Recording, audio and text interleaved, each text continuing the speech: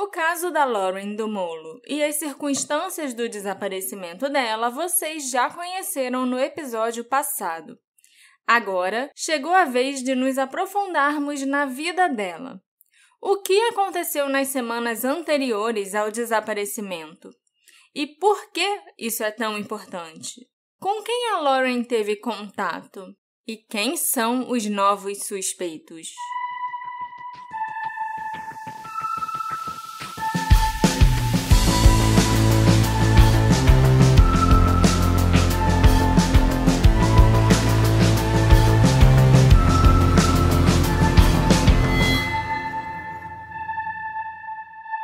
Olá, ouvintes! Eu sou a Marcela, a host do Detetive do Sofá, e hoje eu vou terminar de contar para vocês o caso da Lauren DeMolo. E é nessa segunda parte que vocês vão ficar de queixo caído. Ok, são promessas bem grandes. E aqui é o Alexandre para falar, antes de tudo, que, como sempre, vocês podem ajudar esse podcast a continuar existindo e a pagar suas contas, tornando-se nosso apoiador, seja pelo Orelo, seja pelo PicPay. Então, junte-se à nossa comunidade. Falou bem. Inclusive, faz um tempo que eu tava ouvindo um Café com Crime. E é impressionante o início do Café com Crime, que é muito bom. Eu adoro esse podcast. Só que o início, como a Dona Café, faz um trabalho muito melhor do que eu de convencer as pessoas a ouvirem pelo Orelo.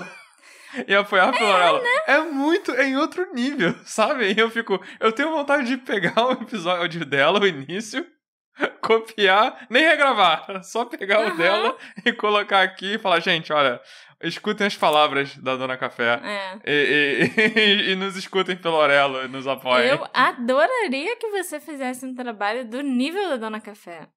Pra quem não sabe, eu escrevo o roteiro todo, gente, do que eu vou contar pra vocês, né, o episódio, o caso e tal, e eu deixo o Alexandre livre pra freestyle, reagir e falar o que ele quiser ao longo do episódio.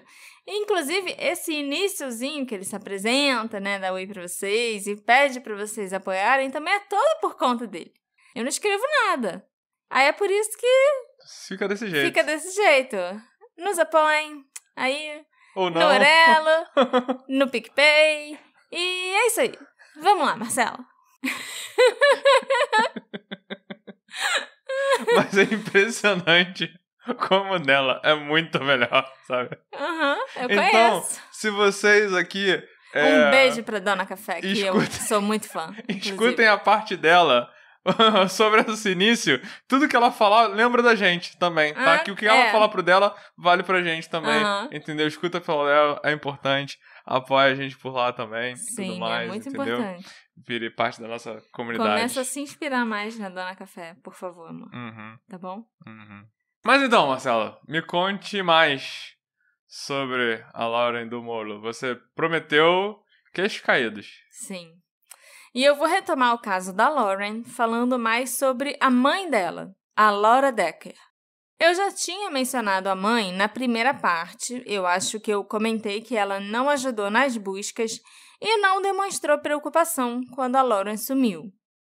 E só assim, né, recapitulando um pouquinho da história do que eu falei lá na primeira parte para refrescar a memória de vocês, de acordo com o Charlie Project, em 19 de junho de 2020, o namorado da Lauren, o Gabriel Pena, deu um beijo de despedida nela quando saiu para o trabalho às 6 da manhã. A rotina matinal típica da Lauren era caminhar até o Four Freedoms Park, que ficava muito perto do apartamento dela, para meditar. Depois ela voltava para casa, tomava um banho e realmente começava o dia. A família e os amigos da Lauren se lembram dela como uma mãe gentil e amorosa para sua filha de 5 anos, a Michaela. Nascida em 14 de julho de 1990 e criada em Nova York por seu pai, o Paul DeMolo, ela se mudou para Cape Coral, na Flórida, em 2016, porque a Lauren queria construir um relacionamento com a mãe. Eu só não sei se a mãe também tinha interesse em construir um relacionamento com a Lauren. Elas passaram cerca de 5 anos morando na mesma cidade e sendo vizinhas uma da outra. Por um tempo, a Lauren chegou até a morar com a mãe e o padrasto, a Laura e o Victor. Então, foi bem estranho para mim e para todo mundo que acompanha esse caso que a Laura Decker não tenha feito absolutamente nada para ajudar a encontrar a Lauren. E não só ela não fez nada para ajudar, como os cães farejadores de cadáver alertaram dentro da casa dela. Por isso que eu resolvi pesquisar mais a fundo sobre a Laura Decker e o Victor Biddle. E eu fiquei com a séria impressão de que eles estavam, no caso do Victor ainda está, escondendo alguma coisa. Uma das primeiras coisas que eu percebi enquanto eu conversava com a Cassie, uma das irmãs da Lauren, é que a Laura parecia fazer pouco caso do desaparecimento da filha. Em certa ocasião, ela chegou até a fazer piada sobre isso enquanto a Cassie estava preocupada. Ela tinha pedido para a mãe e para o padrasto irem procurar a Lauren no apartamento dela, no dia seguinte que a Lauren sumiu. E eles disseram que não a encontraram. Aí a Cassie perguntou se eles tinham olhado em todos os lugares possíveis, como embaixo da cama, dentro da banheira, sabe? E a resposta da Laura foi algo do tipo: olhei até no meu bolso e nas gavetas da cozinha, mas ela não estava lá. Satisfeita? Eita. Pois é. O outro irmão da Lauren, chamado Jeffrey, morou um tempo com a Laura e o Victor pouco depois do desaparecimento. E ele sempre tentava conversar com a mãe sobre a Lauren, mas ela nunca falava do assunto. Nas poucas vezes que a Laura falou sobre a filha, ela se referiu a Lauren no passado, o que o Jeffrey achou muito estranho. E ainda teve um outro incidente relatado pelo Jeffrey que o deixou alarmado. Em certa ocasião, o Victor pegou o celular para mostrar uma suposta mensagem ameaçadora que ele tinha recebido para o Jeffrey.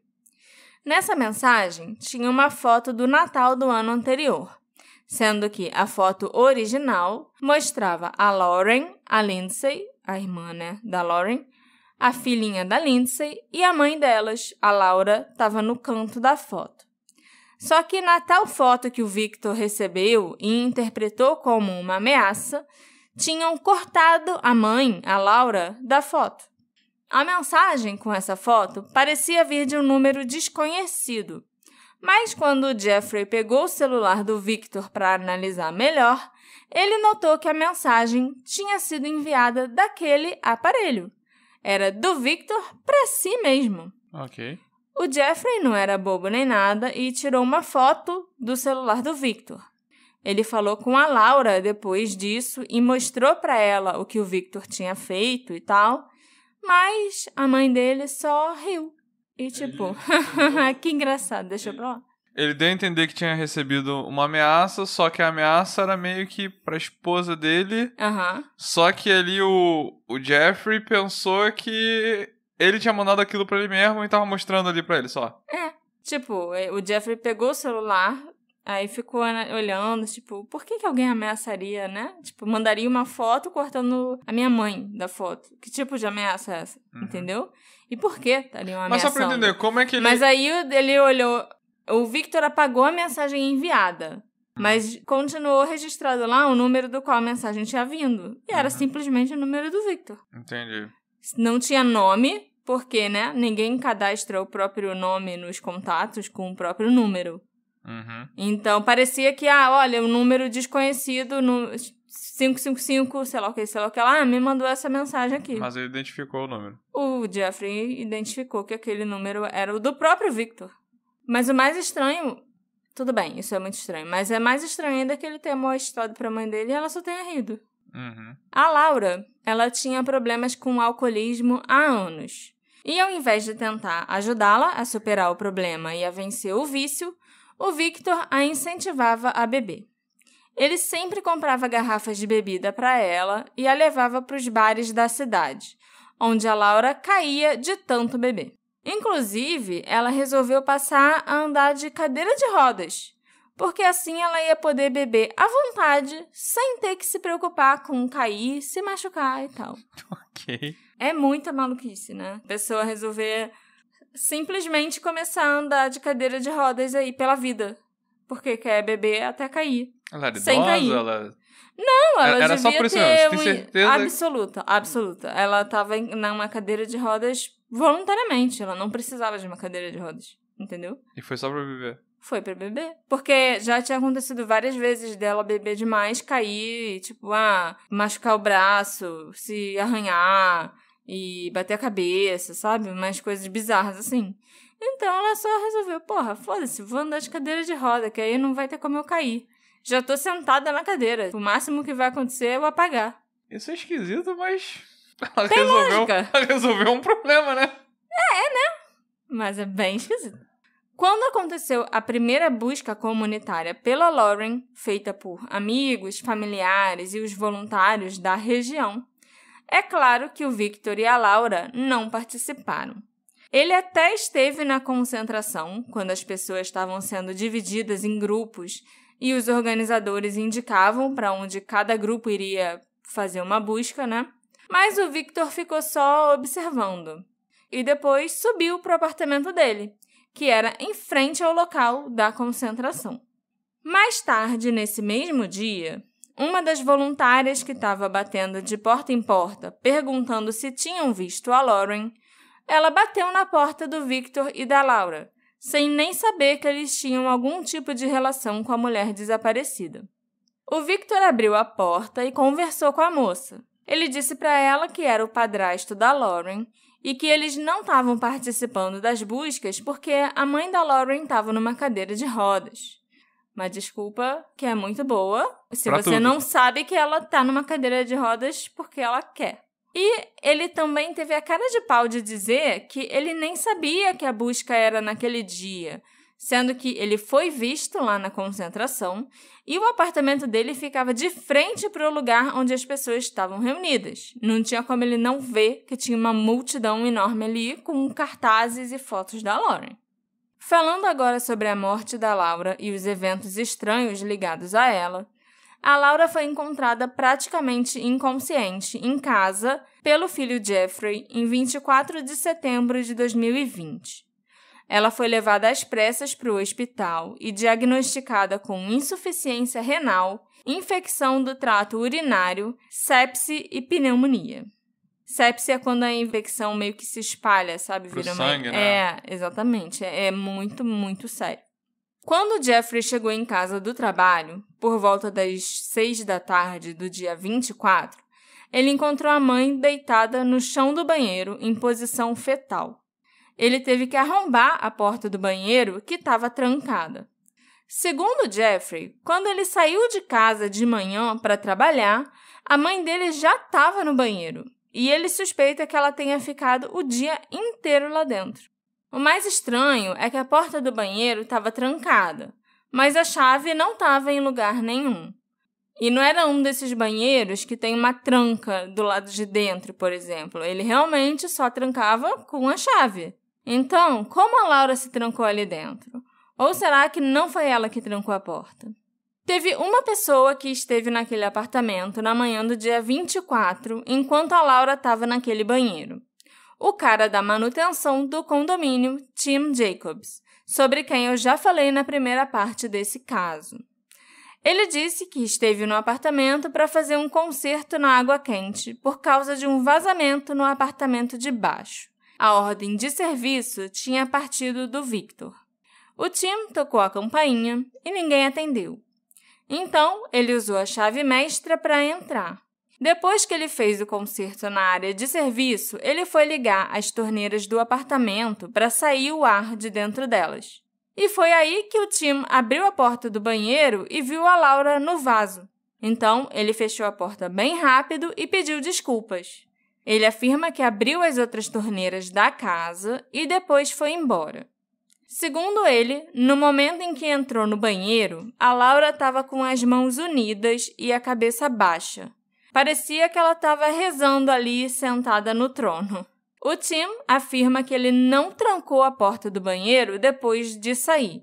Ele só levou um susto porque achava que ninguém estava na casa, já que ninguém abriu a porta quando ele tocou a campainha e nem deu sinal de vida enquanto ele esteve lá fazendo o concerto. Ele só bateu a porta porque ficou constrangido de ver a Laura ali. Então, o Tim deixou um bilhete para o Victor, foi embora e trancou a porta do apartamento com a chave mestra dele. Se não foi ele que trancou a porta do banheiro, que inclusive estava claramente destrancada quando ele esteve lá, então quem foi? E por quê? A família questionou o comportamento do Tim Jacobs com a empresa que ele era contratado. E a empresa disse que a ordem de serviço existia sim, mas que os funcionários só eram autorizados a entrarem nos apartamentos com os moradores. Ele não podia ter feito o que ele fez, usar a chave mestra e sair entrando. Essa chave só pode ser usada em casos de emergência. Depois que a Laura foi encontrada pelo filho e internada, a Lindsay, a outra filha dela, resolveu que ela tinha que conversar com o Tim cara a cara. Mas ele parecia estar fugindo dela. A Lindsay finalmente conseguiu conversar com o Tim depois de ficar esperando ele chegar no condomínio por uma entrada dos fundos. Logo de cara, o Tim achou que a Lindsay estava ali para perguntar sobre a Lauren, o que a Lindsay achou um pouco estranho.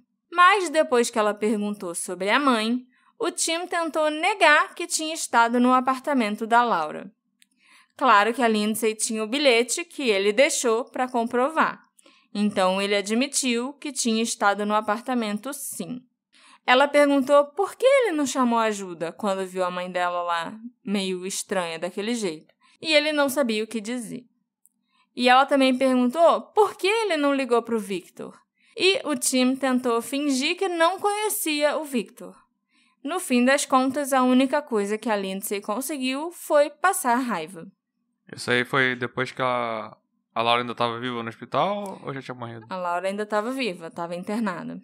Voltando a focar, na Laura Decker, porque as coisas esquisitas não pararam por aqui, ela estava bem incoerente durante quase todo o tempo que ela teve internada.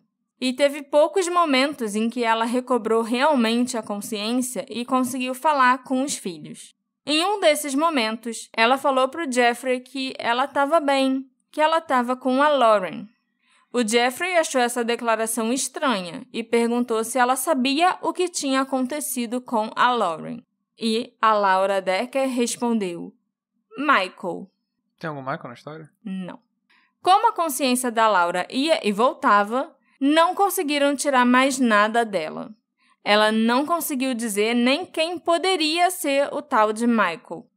Não tem nenhum Michael na história, pelo menos não até agora, Não que a gente conheça.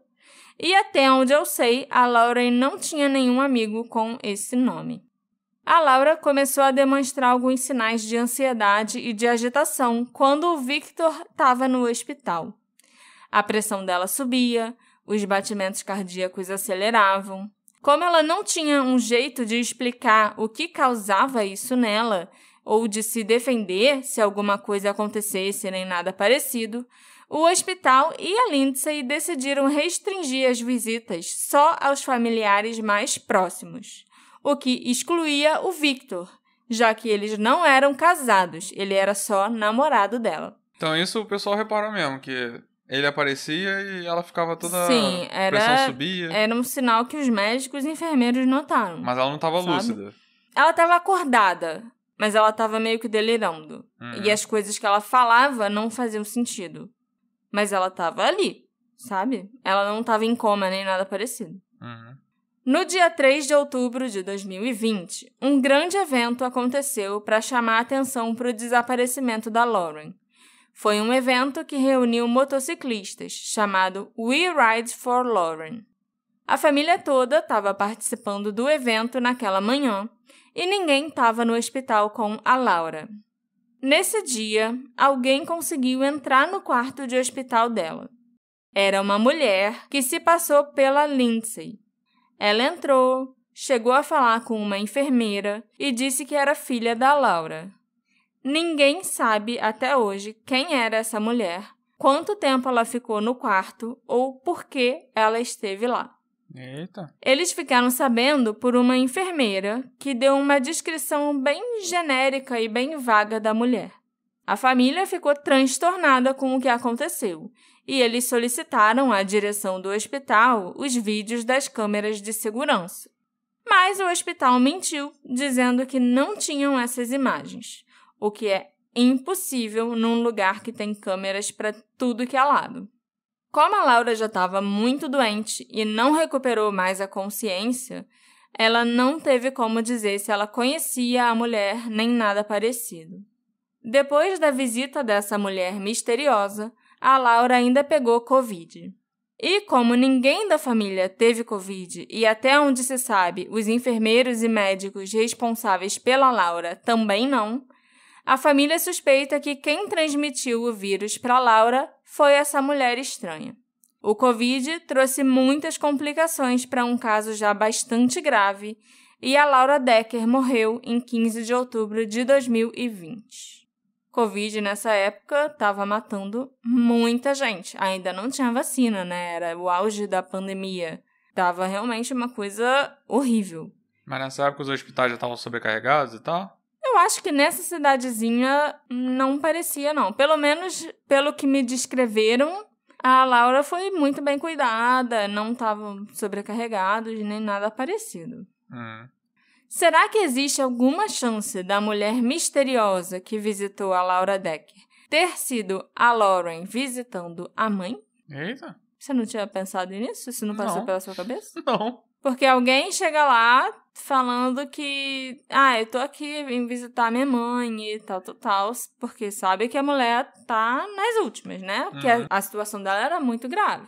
Não tem imagem, não tem nada.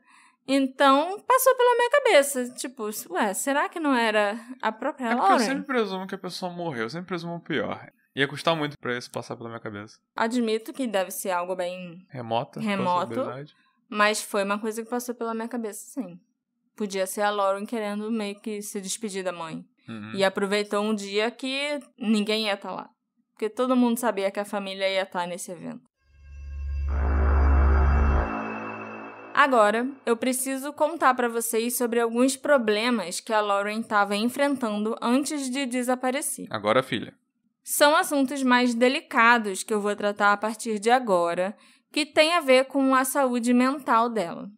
Pouco antes do desaparecimento, em junho de 2020, a Lauren foi internada involuntariamente numa clínica psiquiátrica 2 vezes.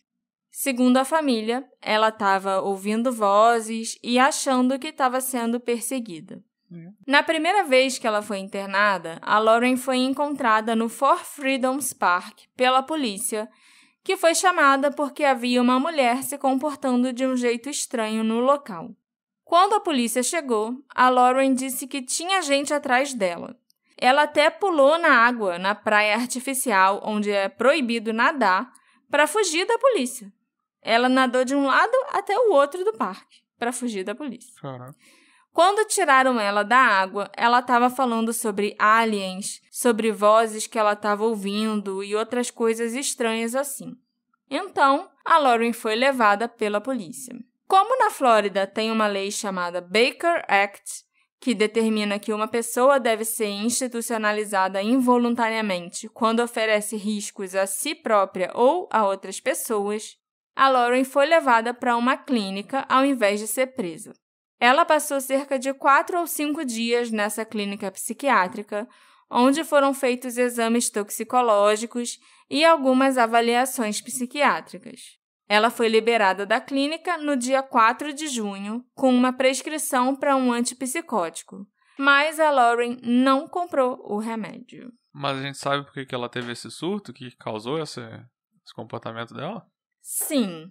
A Lauren ela foi diagnosticada com uma disfunção hormonal causada por um aborto que ela havia feito no final de maio. Eita. Eu não sei exatamente o que isso significa, mas foi exatamente isso que a Cassie contou. Pelo que eu entendi, os médicos achavam que as flutuações hormonais estavam causando as crises de psicose da Lauren. Antes disso, ela nunca tinha apresentado nenhum tipo de problema de saúde mental, segundo o pai dela, o Paul. Por isso que a família acha que a Lauren estava lidando com emoções e traumas do aborto recente. Esse procedimento deve mexer muito, não só com o físico, com o corpo de uma mulher, mas também com o emocional dela. E a Lauren já estava com tantos outros problemas que eu acho que ela simplesmente surtou. Falta de emprego, ela tinha perdido a guarda da filha, estava num relacionamento abusivo, eu acho que é demais para qualquer um aguentar. Não, é muita infelicidade que a mulher, eu não lembro agora, ela sofreu um acidente e ficou viciada quando ela tinha 14 ou 15 anos. em analgésico. Sim. Aí Sim. fez um aborto e teve problema hormonal por causa disso e desencadeou um outro problema. E a vida da Lauren ainda era mais complicada do que a gente imagina. No dia 22 de maio de 2020, a Lauren tinha mandado uma mensagem para uma amiga dela, chamada Erica, dizendo que ela tinha apanhado do Gabriel e precisava achar um jeito de sair dessa situação ruim. Eu não me lembro exatamente se eu mencionei isso antes, né? Eu acho que sim. Mas o Gabriel é 14 anos mais velho do que a Lauren e ele já tinha acusações de violência doméstica contra ele. Os dois viviam terminando e voltando. As acusações de violência doméstica você falou sim, mas eu acho que os 14 anos você não comentou não. O Gabriel costumava ser agressivo com a Lauren, e inclusive alguns amigos e conhecidos dela relataram que já tinham visto a Lauren com medo e apreensiva várias vezes. Ele também tinha o hábito de tirar o Wi-Fi da casa para punir a Lauren e deixar ela incomunicável, já que o celular da Lauren só funcionava com o Wi-Fi. Isso eu tenho certeza que eu mencionei. Você falou. Ele era horrível.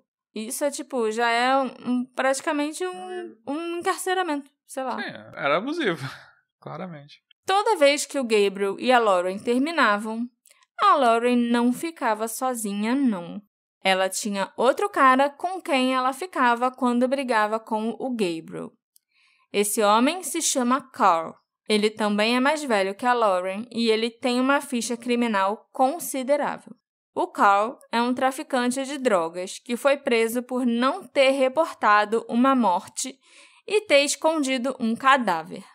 Algumas semanas antes da prisão, o Carl deu uma festa na casa dele, onde uma mulher sofreu uma overdose acidental. E ao invés de procurar ajuda para essa mulher, o Carl enrolou ela num tapete e a jogou na beira de uma rodovia. Ela morreu, lógico, por isso que ele foi acusado de tamper with a dead body.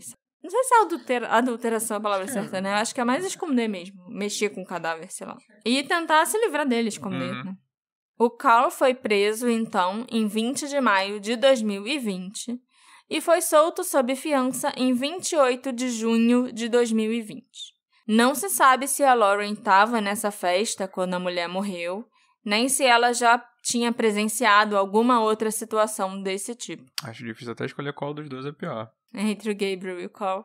Não, porque a princípio, ela tinha um outro cara. Isso aí, tem que chifrar esse cara mesmo, sabe?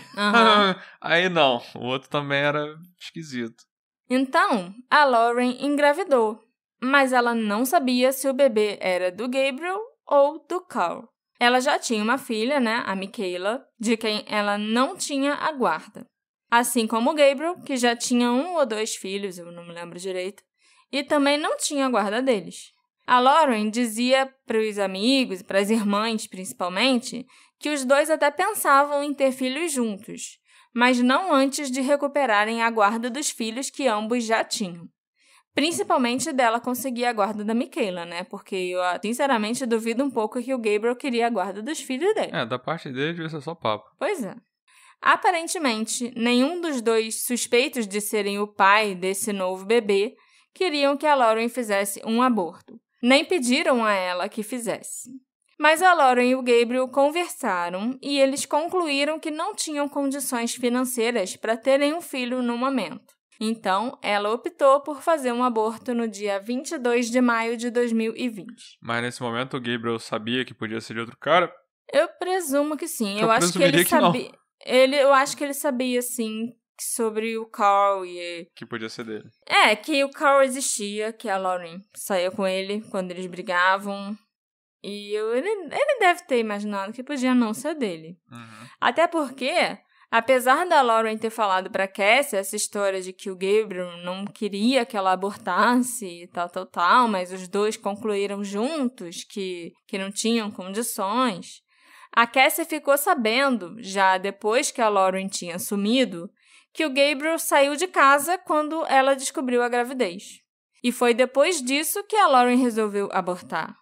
E logo depois que ela fez o procedimento, o Gabriel voltou para casa. Entendi. E também é importante frisar que é lógico que ele não foi com a Lauren fazer o procedimento. Ele não ajudou a pagar, ele não foi com ela no dia, não segurou a mão dela, não deu nenhum tipo de apoio, nem financeiro, nem emocional, psicológico, nem nada parecido, que você esperaria do seu parceiro, numa situação assim. E alguns dias depois que a Lauren fez o aborto, ela mandou fotos para o pai dela de agressões que o Gabriel tinha cometido. Eram marcas de estrangulamento no pescoço dela, vários hematomas, arranhões e tal. O Paul pediu para a Lauren ir denunciar o Gabriel imediatamente. Ele queria até sair da Califórnia e viajar para a Flórida para dar apoio para a filha, mas a pandemia estava atrapalhando tudo, né? Atrapalhando todas as viagens e voos. Apesar de ter dito para o pai que ela ia sim denunciar o namorado, não foi isso que a Lauren fez, e o casal voltou a ficar junto como se nada tivesse acontecido. Como eu já contei para vocês, foi depois do aborto que a Lauren começou a se comportar de uma forma estranha. Ela ficou paranoica, achando que tinha gente seguindo ela, estava assustada, com medo e dizendo que algo ruim ia acontecer. No dia 1º de junho, a Lauren foi até a casa da mãe e do padrasto, onde ela deixou uma carta e uma foto dela com a Michaela. E a carta estava endereçada à filha. A carta dizia: Michaela, desculpe por eu não ter sido a mãe que você merecia. A mamãe te ama tanto. Você é o meu mundo, a minha única razão de viver. Sem você, eu não tenho vida. Você é meu coração, é a minha alma. Eu sempre estarei com você até quando eu não estiver. Você é o meu anjo e eu também serei o seu anjo. Sempre estarei olhando e cuidando de você. Eu te amo muito, mamãe. Eita, isso aí parece um pouco suicídio, né? Mas calma. Isso aí é dia 1º de junho. Eu voltei, né? Tinha outro cara, ela descobriu a gravidez, ela fez o aborto, ela começou a ficar paranoica e agora... Esse é o dia que ela foi internada pela primeira vez, 1º de junho. Tá. A Cassie e a Lindsay ficaram muito preocupadas quando a Laura ligou para elas e disse que tinha encontrado isso em casa. Ninguém sabia onde a Lauren estava depois que ela deixou essa carta lá. Então, a Lindsay ligou para a polícia e os policiais descobriram que a Lauren estava no parque. Foi nesse dia que ela nadou na praia artificial proibida e foi levada para a clínica pela polícia pela primeira vez. A última vez que a Cassie viu a Lauren foi em 13 de junho de 2020. A Lauren tinha saído da instituição psiquiátrica há alguns dias e ela estava no apartamento com o Gabriel e tudo parecia bem. As coisas pareciam estar voltando ao normal. Inclusive, a Cassie disse que a Lauren e o Gabriel estavam parecendo muito apaixonados. A Lauren também falou para Cassie como ela queria botar a vida dela de volta nos trilhos e conseguir a guarda da Michaela de volta. Mas, alguns dias depois, a Lauren começou a agir de forma estranha novamente e foi hospitalizada pela segunda vez. Hospitalizada em hospital ou clínica psiquiátrica? Clínica psiquiátrica. Outro Baker Act. As pessoas próximas a ela começaram a sentir que algo estava errado. Ela tinha voltado a falar sobre perseguição e estava ficando paranoica de novo. A Lauren chegou a falar com o pai dela, o Paul, no telefone e disse que ela não tinha ideia do que estava acontecendo com ela e ela achava que tinham dado alguma coisa para ela. Ela achava que estava sendo drogada? Envenenada? Sim, pelo menos foi o que ela disse pro pai. Ela achava que estavam drogando ela pra deixar ela nervosa, paranoica, sabe? Mas não existem evidências disso. Esse é o problema. A Lindsay, a Cassie e o Gabriel conversaram e decidiram que seria melhor internar a Lauren novamente antes que ela fizesse alguma coisa ruim. Então, ela foi levada novamente para a instituição de novo. Ela passou 72 horas na clínica psiquiátrica e os médicos concluíram que ela teve outra crise porque ela não estava tomando os remédios que tinham sido prescritos da primeira vez e não estava seguindo o tratamento. Porque quando ela foi internada pela primeira vez, ela deve ter sido medicada na clínica.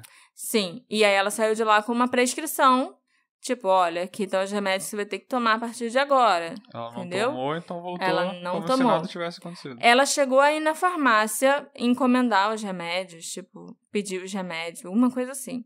E ou ela não voltou lá para pegar o remédio, ou ela pediu pro Gabriel pegar o remédio para ela e ele não foi.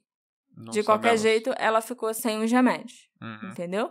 A Lauren foi liberada dessa segunda internação no dia 18 de junho de 2020, um dia antes dela desaparecer completamente.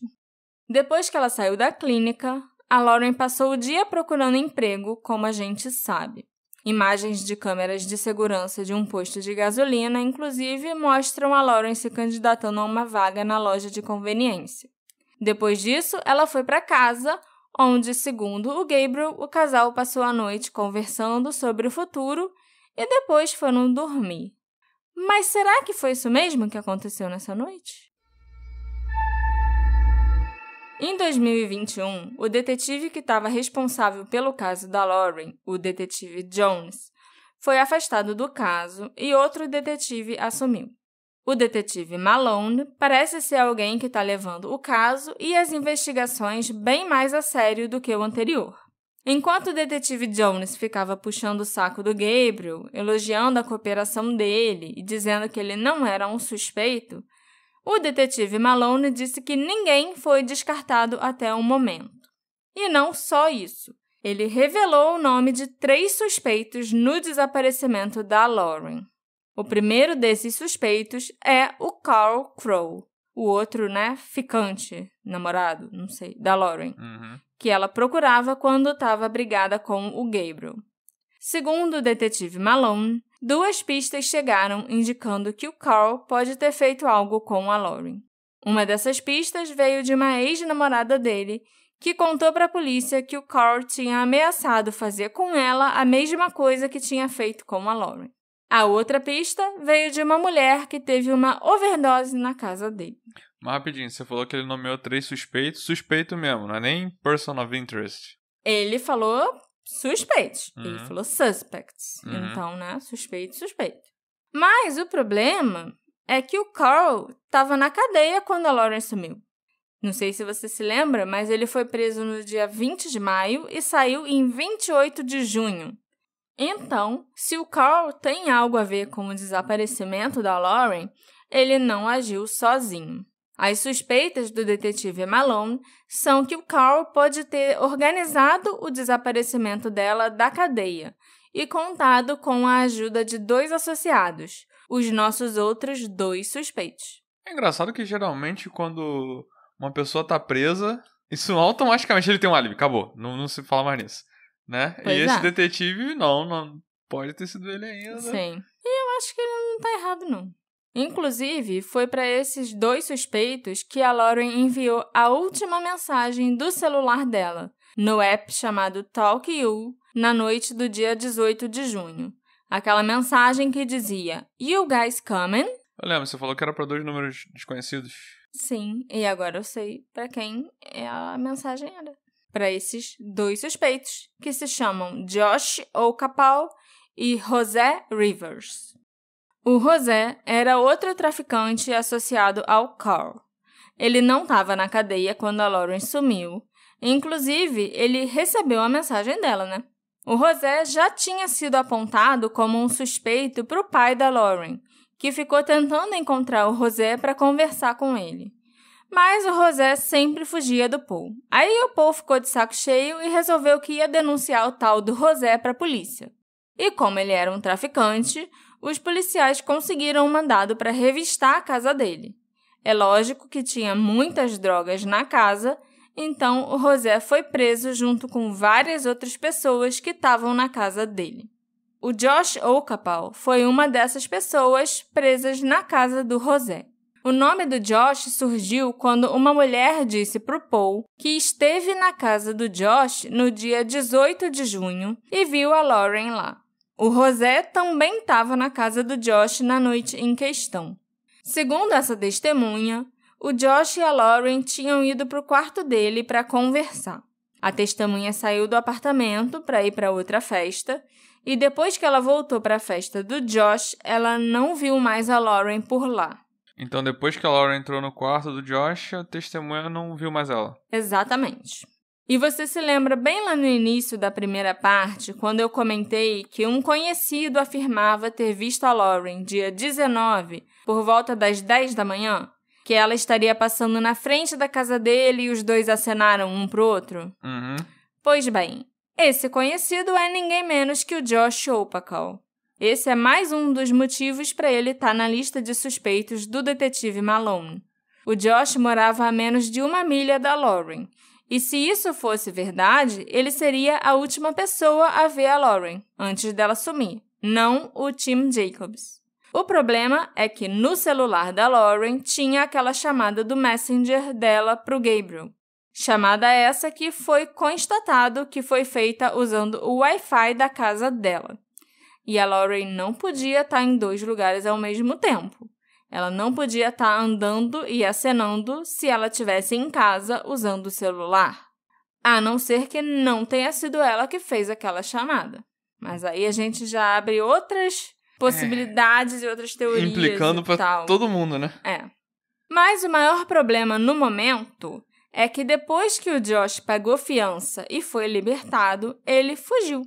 E até onde eu sei, ele ainda está foragido. Quando ele foi interrogado logo após ser preso, ele não falou nada sobre a Lauren ou sobre o desaparecimento dela. Então ficam aí algumas questões interessantes. Quem fez a chamada do celular da Lauren? Foi ela ou foi outra pessoa? Será que ela realmente foi vista no dia 19 de junho? Ou será que ela nem saiu da festa no dia 18? A gente sabe que o Carl e os associados dele já se livraram de um corpo uma vez. Será que eles se livraram da Lauren também? Ou será que ela voltou para casa depois da festa e eles nem têm nada a ver com isso? E por que a Lauren deixou o celular em casa para sair? O único motivo que eu vejo para isso, já que as irmãs dela falaram que ela nunca deixava o celular, é se ela estivesse indo em algum lugar para voltar rapidinho, tipo na padaria, na farmácia, na casa da mãe ou na casa do Josh, por exemplo.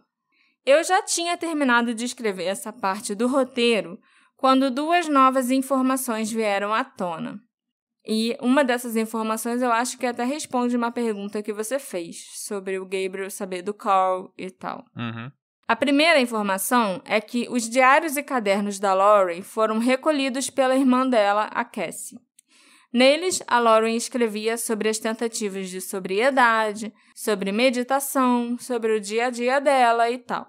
Mas, enquanto a Cassie estava folheando um dos diários, ela viu que numa página em branco tinha um endereço escrito com a letra do Gabriel. E era o endereço do Carl. Ok. Muito, muito estranho. Porque era um diário dela. Diário, particular, sabe? Ela escrevia as coisas dela. E tava lá a letra do Gabriel anotando o endereço do Carl. Uhum. E a segunda informação é que o Gabriel e até a própria Lauren já tinham trabalhado com a Dina, a namorada atual do Carl. A Dina também está presa por posse de metanfetamina. Mas a diferença da Dina para o resto desse pessoal é que a Dina parece que tem a língua solta. Tem rumores de pessoas que estiveram na prisão com ela de que foi a Dina que matou a Lauren por ciúmes do Carl. Ela aparentemente já não gostava da Lauren antes, mas saber que a Lauren engravidou e que o bebê poderia ser do Carl teria sido a gota d'água. 3 pessoas diferentes contaram a mesma história por aí sobre a Dina e a Lauren depois de saírem da prisão. E, aparentemente, a Lauren não estava só paranoica. ela realmente estava sendo perseguida pela Dina. Então, talvez ela não tivesse... A Dina foi presa depois do sumiço da Lauren. Foi. Não estava presa nessa época? Não. Ah, tá. Talvez a Lauren não tivesse surtando, talvez a Lauren não tivesse vendo, ouvindo coisas, talvez ela realmente tivesse um fundinho de verdade. Eu cheguei a ver uma troca de mensagens de uma fonte com uma pessoa que conhece a Dina. E essa pessoa dizia que a Lauren foi morta por ela no banheiro do apartamento da Dina ou do Carl, e que teriam jogado o corpo dela no Golfo do México. Depois disso, alguém teria até pedido para usar o banheiro na casa da Dina e ela supostamente teria respondido: "Claro, mas lembre-se que você não tá sozinha lá dentro." Eita. Aí acho que talvez a gente possa incluir um quarto suspeito na lista. Mas não é Quinto, oficial se ainda, tiver né? o Gabriel, assim, a minha lista de suspeitos fica cada hora maior. Entendeu? Mas oficialmente o detetive Maloney ainda não citou a Dina como suspeito. Uhum. Eu imagino que ele já tenha tido acesso a essas mensagens Eu de também SMS. presumo que sim. Porque eu já vi as mensagens, eu posso postar até alguma delas no Instagram. Eu tenho essas mensagens salvas aqui, sabe? Uhum. Mas ele ainda não a nomeou como uma suspeita oficial. E ela ainda tá presa, então assim... Ele foi preso de novo, o Carl, depois disso, por outros motivos também relacionados a drogas. E provavelmente ela e o Carl só vão sair da prisão em 2025. Então ele tem tempo para preparar um caso contra eles com calma. Escolher se ele um quiser. ou dois. Pois é, exatamente. Mas também pode ser que não. Porque... Né? A gente sabe que as pessoas na prisão falam até demais, às vezes coisa que não tem nada a ver. Conta vantagem, né? Até pra ganhar respeito, sabe? sei lá. Também pra tentar diminuir pena, fazer acordo, sei lá. Apesar de todas essas informações novas e pessoas novas que surgiram no caso, de um jeito ou de outro, a gente sempre acaba retornando pro Gabriel Pena, a ligação dele com o Tim Jacobs, com o Victor, o bebê que podia ou não ser dele, a letra dele no diário da Lauren e até o fato dele conhecer a Dina. O Gabriel parece ser o denominador comum entre todas essas pontas soltas. Eu acho que já tá certo que no dia 18, até umas 8 da noite pelo menos, a Lauren estava em casa. Depois disso, tem gente que a coloca lá numa festa na casa do Josh. E tem o Gabriel, que diz que ela ficou em casa a noite toda. Inclusive, numa entrevista recente, o Victor afirmou que a história que o Gabriel tinha contado para ele é que os dois tinham passado a noite do dia 18 para o dia 19 juntos, conversando e tentando se acertar. O Victor ficou muito surpreso quando soube que a Lauren pode nem ter ficado em casa na noite do dia 18. Como vocês com certeza se lembram, o Victor e o Gabriel trabalhavam juntos. O Victor, inclusive, buscava o Gabriel de carro todos os dias para eles irem para o trabalho. Por isso que a entrevista que o Victor deu para duas jornalistas da Flórida, chamadas Caitlin Body e Hilary Wadsworth, no podcast Complicit, é importante e esclarecedora. O Victor disse, por exemplo, que no dia 20 de junho, o Gabriel não veio andando até o carro dele da direção do apartamento. Ele veio andando da direção do parque e disse que tinha ido lá procurar a Lauren. Foi exatamente no parque, no dia 20, que a bolsa e os sapatos da Lauren foram encontrados. Também não foi o Victor que foi encontrado Foi visto pelas irmãs nesse dia? Não, ele foi visto no dia da camisa. O dia que a blusa que a Lauren estava usando foi encontrada. Ah, tá. E isso foi 2 semanas depois que ela sumiu. Uhum. Já a bolsa e os sapatos, eles foram encontrados no dia 20.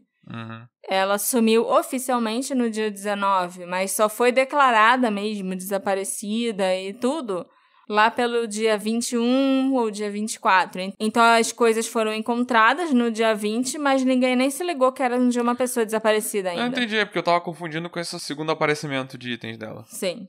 O Victor também afirmou que no dia 19, o dia em que a Lauren sumiu oficialmente, ele e o Gabriel chegaram em casa do trabalho em torno das 5 horas, 5 da tarde, o horário normal em que eles chegavam em casa.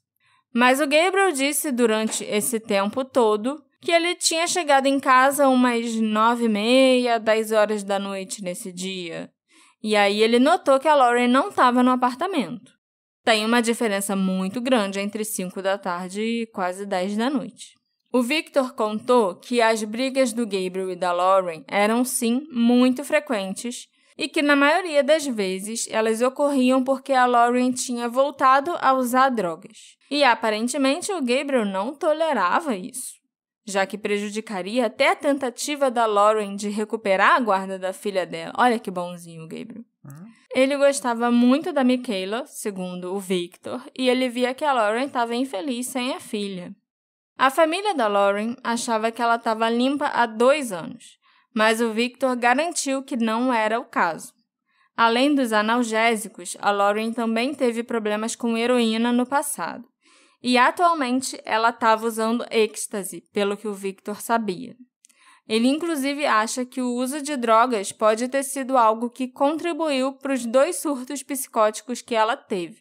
E assim, faz sentido, sabe? Acho até plausível. Acho que ele pode ter razão nesse ponto. Como a clínica para onde a Lauren foi levada, nas 2 vezes, só faz o exame toxicológico nos pacientes 72 horas depois da internação, o êxtase não foi detectado. Mas é aquilo, né? Eu acho que faz sentido a teoria do Victor, porque 72 horas o êxtase já teria saído do sistema dela. Então, assim, não teria nada indicando que ela tá usando drogas. Entendi. E por incrível que pareça, o Victor me deu uma boa impressão enquanto eu escutava a entrevista dele.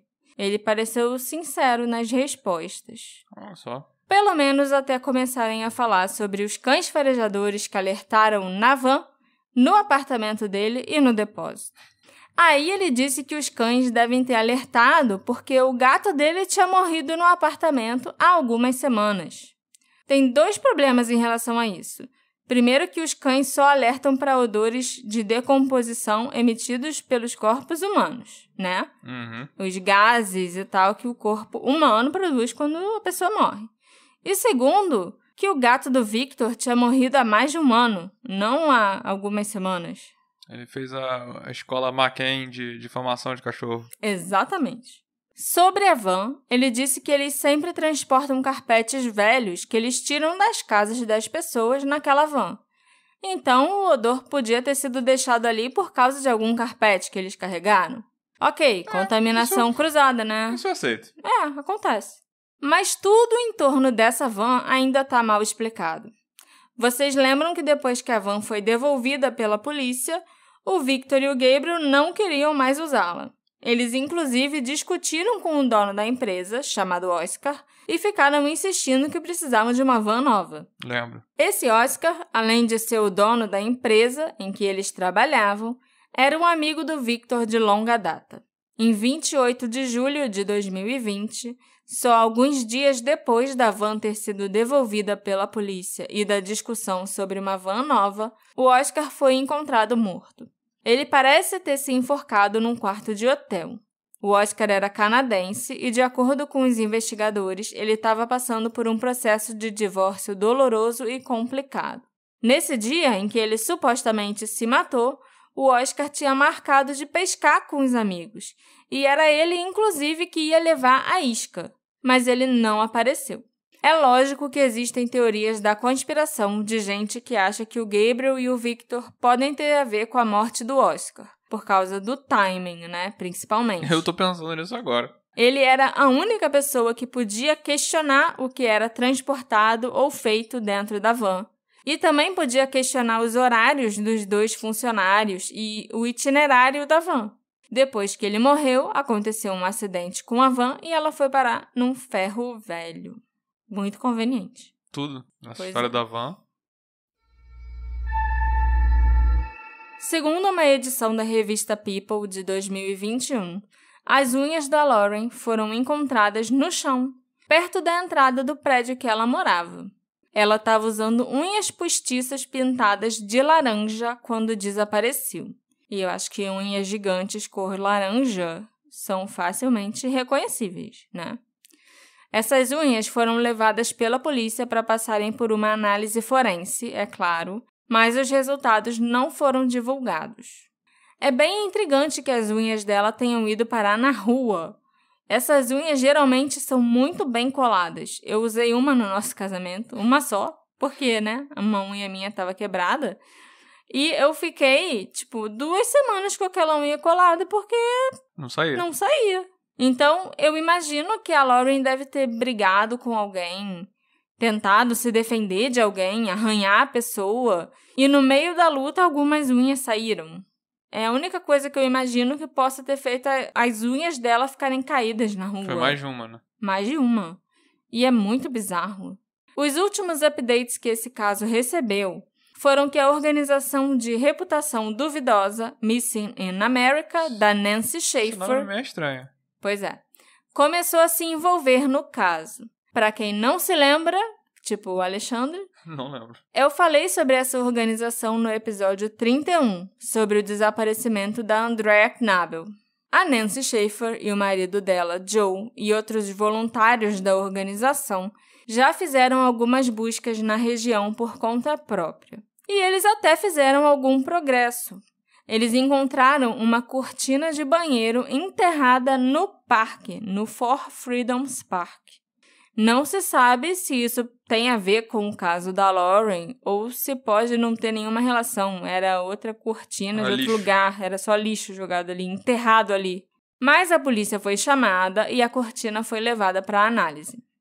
Os investigadores também confirmaram recentemente que eles conseguiram algumas imagens dos prédios ao redor do parque. E eles viram que no dia em que a blusa da Lauren foi encontrada, um morador de rua estava andando ali pela areia, né, da prainha artificial e chutou a areia e chutou, sem querer, a blusa da Lauren para cima. Mas o detetive Jones, que ainda cuidava do caso na época em que os vídeos foram analisados, resolveu deletar as imagens dos arquivos. Ele nunca mostrou as imagens para a família da Lauren. Nunca disse se procurou imagens adicionais para explicar como a blusa foi parar ali, já que ele só viu o morador de rua chutando aquela blusa para cima. Ele não deu nenhum esclarecimento adicional. Inclusive, nem o detetive Malone conseguiu ver essas imagens, porque o Jones já tinha deletado tudo quando ele assumiu o caso. E ele provavelmente não vai mais conseguir. Quão estúpido é isso? A família da Lauren contratou um investigador particular, chamado Walt Zalisco. O Paul, pai da Lauren, disse que ele queria mais informações sobre o caso e mais respostas, coisa que ele não conseguia com o detetive Jones de jeito nenhum. O detetive Malone é mais maleável e mantém uma boa comunicação com a família. Mas mesmo assim, sempre é bom você ter um investigador particular para cuidar dos seus interesses, né? Uhum. E até porque o investigador particular não precisa seguir as mesmas regras que um policial precisa. Ele pode fazer as coisas do jeito dele, sabe? Ele não precisa preencher relatório de tudo que ele faz. É sempre uma boa ideia. O Walt acredita que existem várias pessoas responsáveis pelo desaparecimento da Lauren, que não foi só o ato de alguém que agiu sozinho. E ele também acha que, eventualmente, uma dessas pessoas começará a falar e tentará fazer um acordo. E tá ele todo tem mundo razão. Preso, né? Pois é. Até porque vários dos suspeitos já têm bastante experiência na cadeia.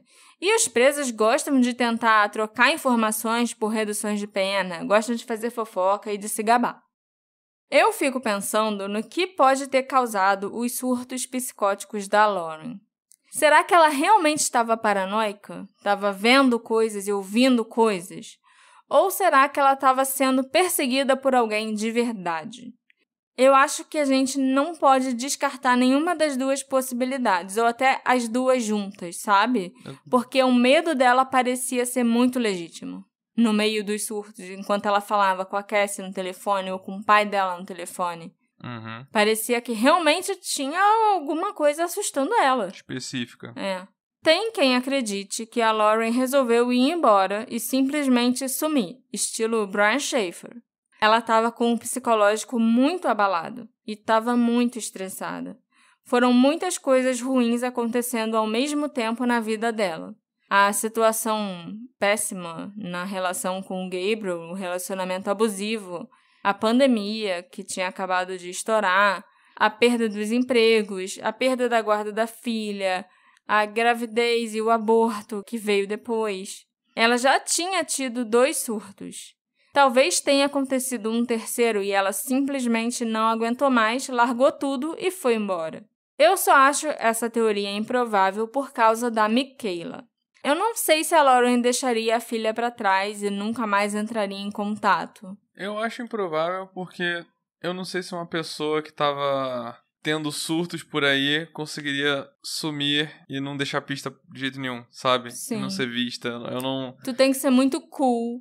Eu acho que você tem que ter um certo planejamento, tem que... Uma frieza. Sim, sim. Né? Pra conseguir fazer Porque isso. ela chamou atenção no parque quando ela teve um surto, ela ia chamar atenção no futuro quando ia ter outra coisa, sabe? Outra teoria muito cogitada é que ao invés de ter resolvido desaparecer e ido embora, a Lauren tenha cometido suicídio. Pelo que os médicos disseram quando ela foi liberada da clínica pela 2ª vez, a Lauren estava bem e não parecia oferecer mais riscos para si própria ou para outras pessoas. Mas a gente nunca sabe o que realmente está se passando na cabeça das pessoas. Ela já podia ter decidido que ela não queria mais viver. E também pode ter escolhido cometer o suicídio de um modo que o corpo dela não fosse encontrado para que a família não sofresse tanto sabendo o que ela fez, sabe? Então, essa opção me parece um pouco mais provável do que a primeira opção dela simplesmente ter ido embora. Entre essas duas, eu acho que essa é mais provável. É porque eu não sei o quanto é possível você planejar o seu suicídio pra ter certeza que ninguém vai encontrar, sabe? Não eu duvido um pouco disso. Né? É conseguir. Esperar. Mas eu não consigo imaginar, sabe? Como é que seria isso? Da pessoa planejar um suicídio e nunca ninguém encontra nada e não tem, sabe? Apesar que ela mandou a carta pra filha, que parecia um pouquinho, mas já tinha feito uns dias, né? Tinha. Então, foi antes das internações, se eu não me engano. Uhum. Eu imagino, sei lá, tem que ser uma coisa muito complexa pra você se matar e ter certeza que seu corpo vai ser bem escondido depois. Deve ser possível, com certeza. Eu só não... É o que eu imagino que aconteceu com aquele conde, o Xavier Ligonet, sei lá. Uhum. Né? Depois matou a família, se mandou, entrou na floresta, sei lá. Uhum. E ninguém nunca encontrou ele. Mas eu não sei, eu acho que a Lauren já estava num estado mental muito, muito perturbado, muito abalado psicologicamente. Ela pode ter simplesmente botado isso na cabeça, desde antes de ter o primeiro surto, quando ela escreveu a carta para a filha. E... é isso aí. E também é claro que a Lauren pode ter sido vítima de um crime. Tinham muitas pessoas esquisitas e de má reputação na vida da Lauren. Todas as pessoas que eu mencionei ao longo desses 2 episódios sobre o desaparecimento dela, eu acho que são suspeitos, né? Tirando o pai e as irmãs, talvez. E todas essas pessoas poderiam ter feito alguma coisa com a Lauren. A irmã da Lauren, a Cassie, acredita que, embora oficialmente o desaparecimento da Lauren esteja registrado como tendo acontecido no dia 19 de junho, ela, na verdade, desapareceu no dia 18, que foi a última vez em que um membro da família falou com ela. Eu acho que ela não tá errada, não. Não no caso de, eu também acho que ela sumiu dia 18, ao invés do dia 19. Mas você não pode confiar no Gabriel e você... Não sei se você pode confiar na história do Tim, que é tão sketchy, tão... E também o Josh, que foi outra pessoa que disse que viu ela... Pois é, então é melhor você confiar no seu instinto e nas pessoas em que você sabe que vão estar falando a verdade. Quando você falou com ela, sua irmã, seu pai, sabe? Porque essas pessoas vão ter o bem da Lauren como objetivo. E a Lauren também pode ter sido vítima de um crime por parte de um estranho, de alguém que ela não conhecia, um crime de oportunidade. Não é uma possibilidade que pode ser descartada, mas é uma que eu acho bem improvável. Improvável? Improvável. Ah, tá. Infelizmente, nós não temos nenhuma evidência concreta que aponte para qualquer uma dessas teorias. Esse episódio foi feito graças à contribuição da nossa querida apoiadora Ellen Chaves. Eu agradeço muito pelo apoio de vocês, pelas conversas de todos os dias no Telegram, pelas sugestões de caso que eu adoro, as notícias dos crimes atuais. É muito bom interagir e poder contar com vocês, nossos apoiadores queridos. O que você acha que aconteceu com a Lauren DeMolo? Quem é o responsável ou quem são os responsáveis pelo desaparecimento dela? Será que a mãe e o padrasto realmente sabem mais do que parece? O Tim Jacobs era alguém que só estava nos lugares errados na hora errada? Quem era a mulher que visitou a mãe da Lauren no hospital? Essa é a minha maior curiosidade nesse caso. Tantas perguntas sem resposta até agora e eu ainda nem falei do Gabriel. O que vocês acham do Gabriel, do Carl e dos associados dele? Me encontrem nas nossas redes sociais, @detetive do sofá, e me contem as teorias de vocês e o que vocês acharam desse caso. Foi um caso grande, né? Dividido em 2 partes, mas eu espero que vocês tenham gostado. A gente se encontra na próxima investigação. Tchau, tchau!